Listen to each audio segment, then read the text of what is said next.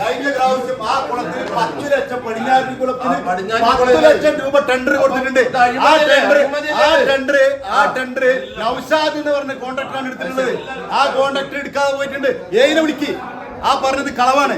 ഉമർ അലി ഈ ബോർഡിൽ പറഞ്ഞത് കളവാണ്. ശുദ്ധമായ കളവ്, ശുദ്ധമായ കളവ്, തെറ്റിദ്ധരിപ്പിക്കല്.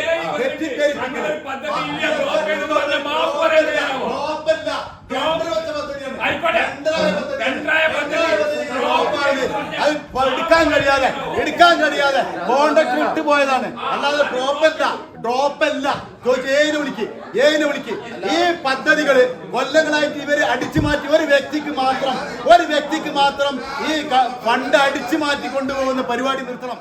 മാറാക്കര ഗ്രാമപഞ്ചായത്തിന്റെ പ്രത്യേക ബോർഡ് യോഗം സംഘർഷഭരിതമായി. പഞ്ചായത്ത് ഹാളിൽ ചേർന്ന യോഗത്തിൽ വിവിധ വികസന ഭരണകാര്യങ്ങളുമായി ബന്ധപ്പെട്ട വിഷയങ്ങൾ ചർച്ച ചെയ്യുന്നതിനിടയിലാണ് വിവാദം ഉയർന്നത്. ജനകീയാസൂത്രണം 2026-27 പദ്ധതികൾ, അംഗൻവാടികൾക്കായി പാത്രങ്ങൾ വാങ്ങൽ, ഇലക്ട്രിക് പോസ്റ്റുകളുടെ മാറ്റിസ്ഥാപനം, കെ-ഫോൺ സേവനവുമായി ബന്ധപ്പെട്ട് ബിൽ തുക അനുവദിക്കൽ, വില്ലേജ് ഓഫീസിലേക്ക് ജീവനക്കാരെ നിയമിക്കൽ, കേരള വാട്ടർ അതോറിറ്റിക്ക് നൽകേണ്ട തുക അനുവദിക്കൽ തുടങ്ങിയ വിഷയങ്ങൾ യോഗത്തിൽ പരിഗണിച്ചു. ഇതിനിടെ UDF ഭരണസമിതിക്കെതിരെ ഫണ്ട് തിരിമറി നടത്തിയെന്നാരോപിച്ച് പ്രതിപക്ഷം അടിയന്തര പ്രമേയം അവതരിപ്പിച്ചു. പ്രമേയത്തെ തുടർന്നുണ്ടായ ചർച്ച ചൂടുപിടിക്കുകയും തുടർന്ന് സംഘർഷാവസ്ഥയിലേക്ക് നീങ്ങുകയും ചെയ്തു. പ്രതിപക്ഷ അംഗങ്ങളുടെ ആരോപണങ്ങളെ തുടർന്ന് UDF അംഗങ്ങൾ പ്രതിഷേധവുമായി രംഗത്തെത്തിയതോടെ വാക്കുതർക്കം രൂക്ഷമായി.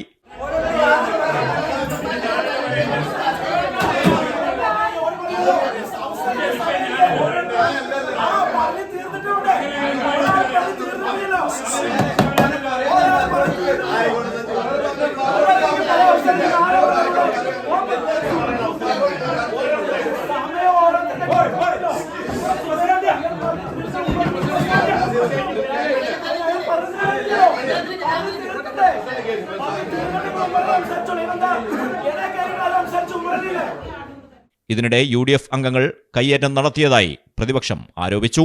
ഇതോടെ ബോർഡ് യോഗം പൂർണ്ണമായും അലങ്കോലപ്പെടുകയും നടപടികൾ താൽക്കാലികമായി നിലച്ചുപോവുകയും ചെയ്തു.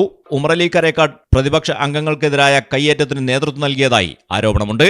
കരേക്കാട് LP സ്കൂളിൽ മഴവെള്ള സംഭരണി നിർമ്മാണത്തിനും മറ്റും വാർഡുകളിലെ വികസന പ്രവർത്തനങ്ങൾക്കും മാറ്റിവെച്ചിരുന്ന ഏകദേശം 21 ലക്ഷം രൂപ സ്വന്തം വാർഡിലേക്ക് അധികാര സ്വാധീനം ഉപയോഗിച്ച് മാറ്റാൻ ശ്രമിച്ചതെന്നാണ് പ്രതിപക്ഷത്തിന്റെ ആരോപണം.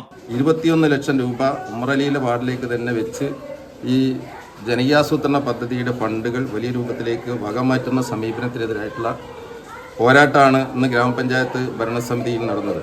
അപ്പോൾ അതിനെതിരായിട്ട് പ്രതിപക്ഷ മെമ്പർമാരെ ആക്രമിക്കുന്ന സമീപനം സ്വീകരിക്കുകയാണ്.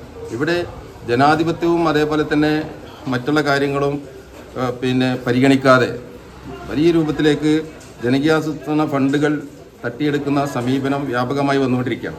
അത് ശക്തമായ എതിർപ്പ് ഇതുമായി ബന്ധപ്പെട്ട് ഉയർന്നു വരുന്നു എന്നുള്ളതാണ്. ഇതിനു മുൻപ് പടിഞ്ഞാറ്റുകുളം നവീകരണം എന്ന പേരിൽ 2 ഘട്ടങ്ങളിലായി ഏകദേശം 20 ലക്ഷം രൂപ അനുവദിച്ചിരുന്നുവെന്നും ഇപ്പോൾ അതേ പദ്ധതി ചുള്ളിക്കാട് കുളം എന്ന പേരിൽ വീണ്ടും 21 ലക്ഷം രൂപ മാറ്റിവെക്കാനുള്ള ശ്രമം നടന്നതായും പ്രതിപക്ഷം ആരോപിക്കുന്നു. സംഭവം പഞ്ചായത്തിന്റെ രാഷ്ട്രീയ തർക്കങ്ങൾക്ക് വഴിവെച്ചിരിക്കുകയാണ്. സംഭവവുമായി ബന്ധപ്പെട്ട് കൂടുതൽ നടപടികൾ ഉണ്ടാകുമോ എന്ന കാര്യത്തിൽ വ്യക്തത ലഭിച്ചിട്ടില്ല. News bureau, Kadampuzha.